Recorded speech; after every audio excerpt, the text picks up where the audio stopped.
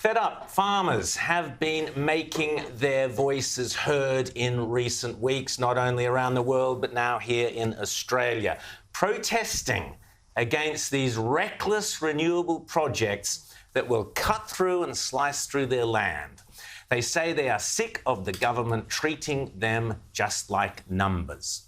One of the Victorian farmers fighting these projects, and someone who was there at the protest last week, is Katherine Myers. And Katherine joins us now here in the Melbourne studio. Katherine, thanks for coming along. You've come down from your farm this morning to be here on Outsiders. Thank you so much. You were part of the protest last week. You've got a farm, and correct me if I'm wrong, but basically you've been told transmission lines are going to go straight through your farm. All sorts of negative problems that causes. So tell us what it's going to be like and what you can do to fight against it. Yeah, so there's really limited options for us. We've been told that we're likely to get 1.5 kilometres of transmission lines cutting through our property, and we grow certified seed potatoes. So our potatoes go to other growers to turn into your favourite chips as you go through the drive-through. And the production of potatoes is really not compatible with its infrastructure at all. We're not allowed to irrigate it. We're not allowed to use any of the aerial machinery that we normally use. We're not allowed to use emerging technologies such as drones. And also there's serious size limitations on a lot of the machinery that we'll use. And these transmission towers are going through your land. You've got no say in it. You've been fighting it for a couple of years, and you've now found that it's worse than you originally thought. Originally, it was going to be a smaller area of your land that they're taking. Now it's a much wider area of your land. Yeah, the original plan was for a 220 kV line, which is about 40-metre high towers and a 60-metre wide easement. Just recently, with the shift to the VNI West project, they've doubled that. So the easement's likely to be over 100 metres wide with 80-metre high towers. 80-metre high, straight through your land. And that, of course, also means that the fireys won't come onto your land if there's a bushfire because they can't go anywhere near transmission lines. The standing orders of a CFA say that they are not allowed to fight fires on transmission line easements. They have to stop, fall back to the nearest road, drive around the road and pick up the firefight on the other side.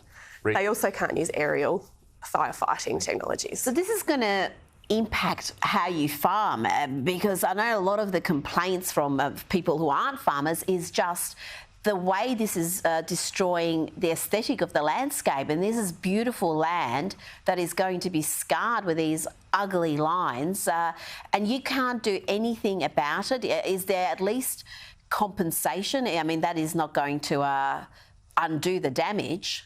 Yeah, compensation's a really messy one. I'm sure you ask anyone who's been in a serious car accident, would they like to have not been in the car accident or would they like the compensation from the TAC? You know, you can never be compensated for what you lose in something like this. And the compensation's only for the landholder that's directly hosting the infrastructure.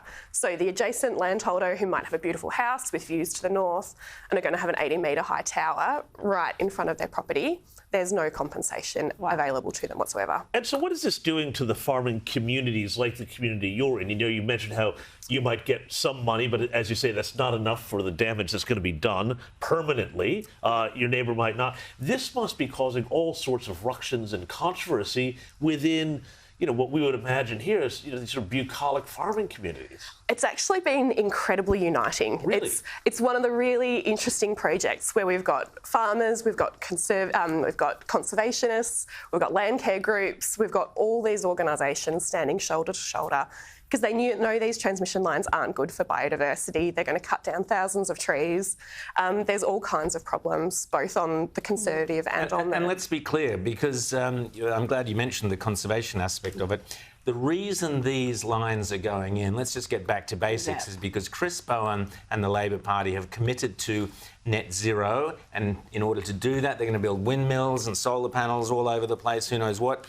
But part of that is there's no transmission lines to get the electricity from these renewables places back into the cities. So they're just going through land willy-nilly and chopping it all down. Doesn't matter what destruction they're doing. They're prepared to sacrifice your land, couldn't give a rat's about your land because of this ideology of net zero, correct? It's actually even worse than that again. It's a legacy project that AEMO have created where they want a transmission line to run from Cairns to Hobart. And we've seen the Energy Policy Centre come out and say that it's going to destabilise the grid and it's not going to allow anywhere near the amount of renewable energy that AEMO say it will into the grid. So it's actually a great big white elephant that's going to compromise our food security for very little energy stability. And scar the landscape, and it's costing us billions. This is another thing. This is a reason why your energy costs are going through the roof and will continue to go through the roof. So we are impoverishing our households, our businesses, we're scarring our landscape, affecting your ability to feed the nation.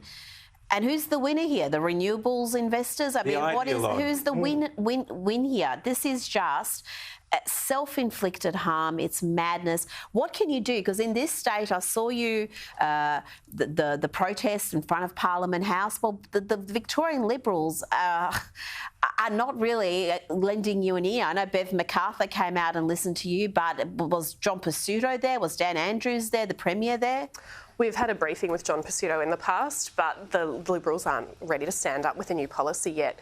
Bev McArthur actually had a really fantastic policy that she put forward back when Michael O'Brien was leader of the Liberal Party.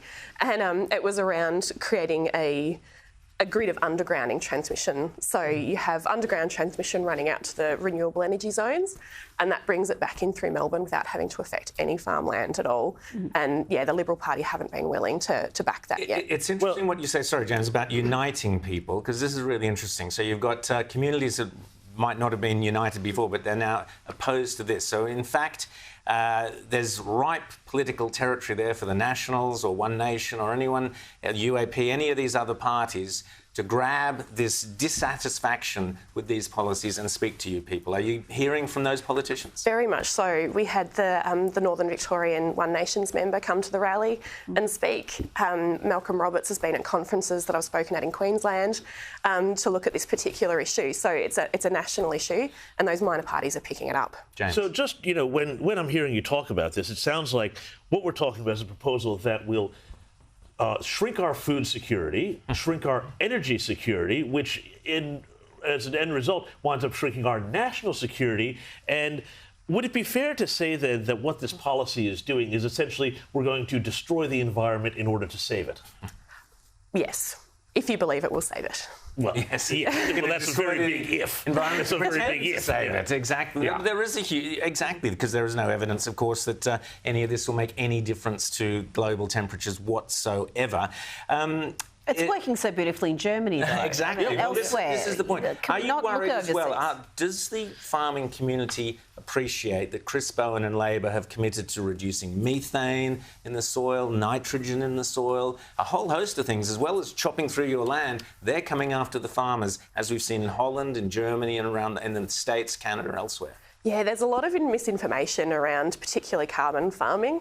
I know back when I worked for the department, they found that highly productive conventional farming practices actually put a lot more carbon back into the soil because we were producing the higher yields, we had the good crops and the good things, so we had huge root bases on a lot of our plants and our horticultural crops. So that's where we were starting to see really good build-up of nitrogen and carbon in the soil. So there's a lot more out there to find out. So what can people do to help you fight against this? You protested, farmers are getting together. Can people contact you and get, because it needs that groundswell of people saying no and saying no to Labor on this whole issue? It absolutely does. We need to speak to your local member, write to Chris Bowen, write to anyone that you can. A letter is worth 1,000 words. It's incredibly valuable if we can get people's support. Yes, please. Fantastic. Katherine Myers there. Katherine, thanks so much for coming on Outsiders and coming down from Ballarat. That was great of you to come. And all the best. Farmers, the farming community do not deserve this sort of outrage from the lunatics in the Labor Party.